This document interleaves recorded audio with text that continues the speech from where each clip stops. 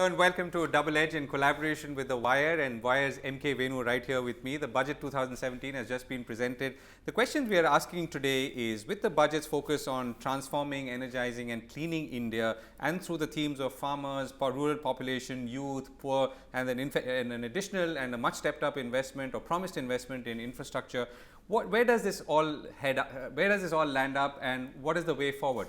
More importantly, there are some interesting governance themes. One is, of course, the finance minister's focus on, or in actually saluting the taxpayer and saying that and acknowledging that India is a land of uncompliant taxpayers. The other is, for the first time, new rules and approaches to actually to political donations.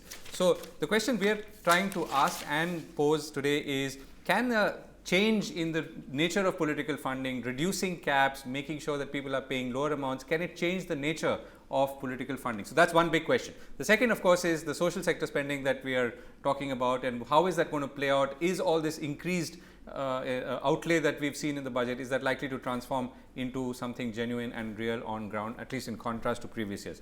So Venu, let's start off with the first one. Right? So we'll cash cap for political funding from 20,000 rupees in cash to 2,000 rupees. What could it do? See, Govind, I have not seen the details in regard to, in my view, the real issue is not whether it's 20,000 or 2,000. It may be even 1,000.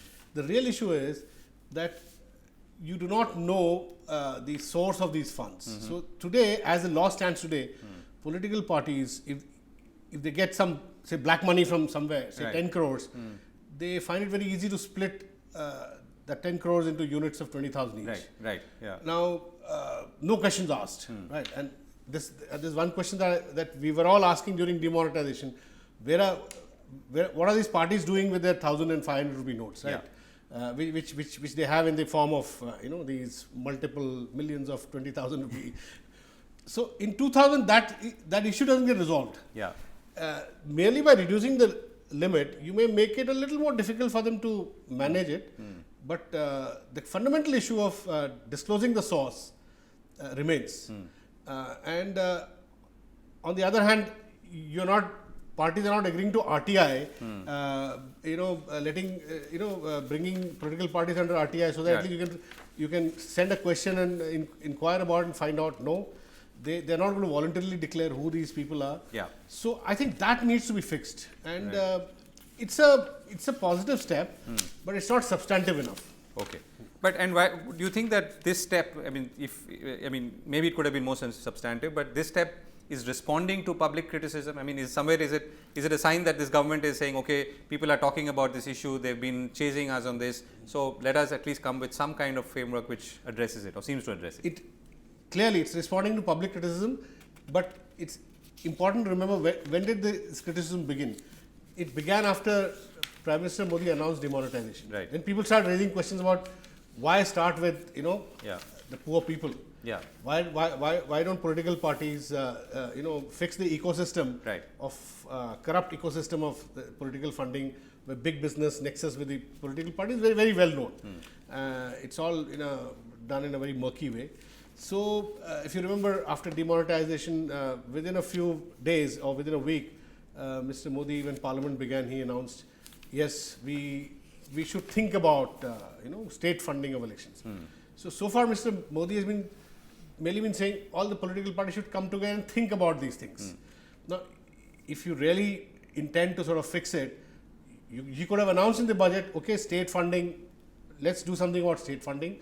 Let's think of other mechanisms whereby corporate India can directly give money to the election commission, and election commission creates a fund based on certain norms. In my view, the big problem is when corporates directly deal with political parties, the quid pro quo gets established.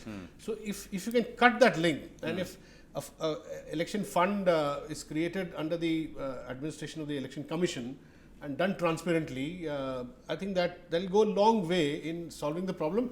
Taxpayers also wouldn't mind paying for cleaning up the system. More than that, you can even ask businesses to contribute a small part of their maybe turnover or profits towards political funding. If you ask the top maybe 5,000 companies, they may come forward and do it as a one-time thing, so that they're not harassed by politicians again and again. Today the problem is corporates. Some corporates genuinely feel that they get feelers from politicians all the time. India has all round elections happening all the year, round the year. Assembly here, corporation there, general elections. Of so course. let's the transparency in political funding and bringing about greater transparency. This doesn't bring transparency. Yeah. Exactly. No. So to what extent would you say is this how big is the problem of transparency in funding in itself, in context of all the other problems we face when it comes to, let's say, the lack of transparency in this country? When it comes, it could be in any area. Yeah. In the sense, or how important is it an issue that we need to fix? See, as I said, straight off, if it's the nexus between business and politics that creates this entire quid pro quo ecosystem where we saw how natural resources, the way they whether it's spectrum or coal, the last general elections were fought on corruption scams in coal and spectrum. Now all those were clearly linked to business houses which had given money to politicians through the back door, non-transparent, and governments under pressure to sort of deliver favors to them, out of turn allotments of resources. Now, so that's big ticket corruption. That's big ticket, yeah. Right. Yeah. So are you saying that big ticket corruption, if you want to tackle in this country, this is something that needs to be fixed? I actually, go in the fish typically rots from the head. If this big ticket corruption had been addressed first by this government, and then they'd gone and then they'd done GST, digitization, and then demonetization, that would have been a much better sequencing, because that really sends the signal. The big signal comes from big ticket. So I think they should have done that first. Okay. But the order is reversed now. Okay, great. So let's talk about some of the other social sector promises, right? So the budget has obviously raised allocations across the board for rural India, for infrastructure, for farmers, for a whole bunch of schemes. What's your takeaway, or what's your presiding view? My sense, Govind, is that in relation to promises made by Prime Minister Modi and this government when they came to power, on various segments of social sector, there's still huge underfunding. They for instance, they said housing for all by 2022. They're talking about some 20 million now. Now there is no blueprint for it. They're merely sort of talking about interest subvention. There is something in this budget about banks giving loans. Now, but where is the basic plan for housing for all? I don't see it. Then they talked about massive har khet ko pani, creating irrigation infrastructure for farmers, doubling farmers' income by 2022. I don't see that. And health and infrastructure, health and education, we all know, highly underfunded. India is barely 1.3% of GDP, way below comparable emerging economies, developing economies. So I don't see, and in the present context, this budget, there was a huge expectation that the people who had suffered, and the Prime Minister had clearly stated that he would want the rich, the financial market players to maybe pay a little more to alleviate the plight of the poor who had suffered in the informal sector, farmers. Nothing came. So there was some talk of universal basic income. It is still in a kind of discussion mode. Isn't that just as well? Because there's no money to pay for it right now. I know, but they had raised expectations. So forget about, universal basic income needs much more debate, restructuring of subsidies, etc. But there was a feeling that among the poor that the PM has assured us some temporary relief. So that temporary relief hasn't come, in my view. Right. So if you were to do a final takeaway, so we talked about electoral funding, because that from a governance point of view seems to be that at least talking about the disparity in income tax payments, or how we are a nation of non-tax compliance. So there seems to be some steps on governance, at least attempted. Here there are some steps to do with trying to fix, let's say, Narega, therefore maybe trying to balance out the lag effects of demonetization. So what are the 3 or 4 themes that you're taking away? Well, and in terms of what's worked, maybe something has worked, and what's clearly not. See, in my view, what has worked in this budget is that a lot of negative news which had got built into the right, and exactly why the markets were cheering as well. Yeah, inheritance tax, long-term capital gains tax. In fact, the markets doesn't like universal basic income, or markets even don't like farm loan waiver, which in a political economy like ours is required from time to time. We have industrialists who owe 10 lakh crores. There are problem assets of 10 lakh crores. Nobody talks about the ethics or morality of that.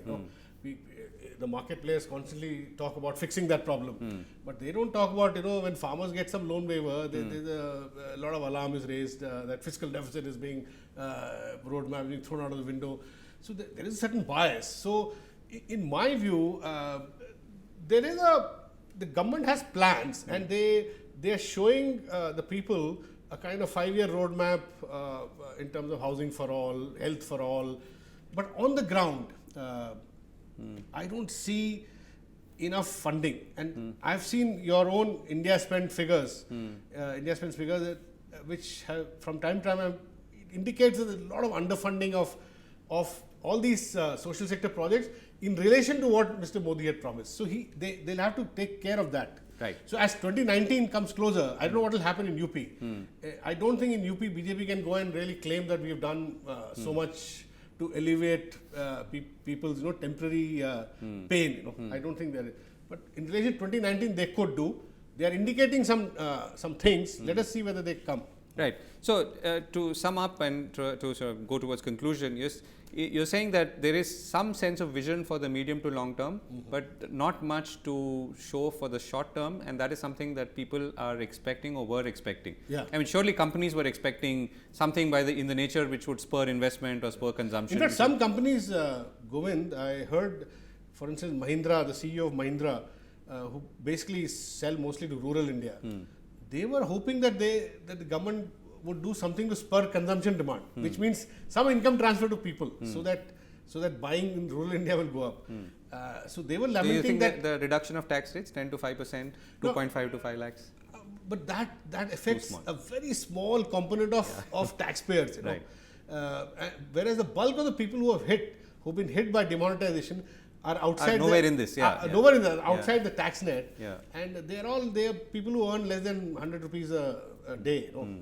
That kind of. So you're saying people really below poverty line. And Like the socio-economic caste survey says that there are 90% of Indians are those belong to families where the highest income earner has less than 100 rupees a day. So you can imagine, these guys won't be in the tax net. So, right. So you're saying, so therefore, at least if you were to now look forward, not that you can put out another budget, but what could the government be doing, or should it be thinking of doing to maybe try and correct some of these steps or perhaps missteps, as you see?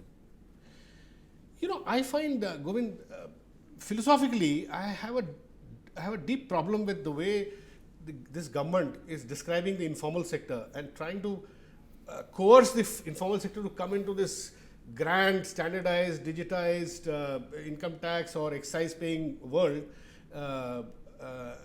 which they deem as ethical. I have a basic problem with it, because the informal sector also has its own ethics. Yes. They may avoid the gaze of the excise inspector or the labor inspector, but I think, in my view, they are far more honest in the way they operate.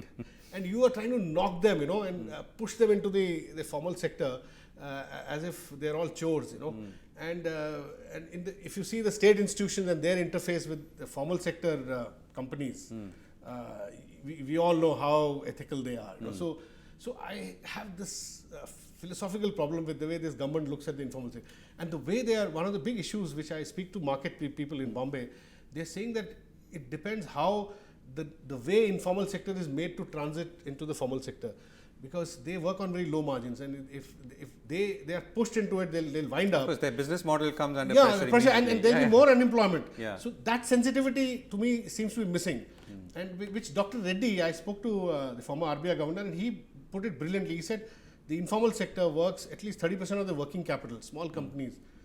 It comes from parallel cash economy.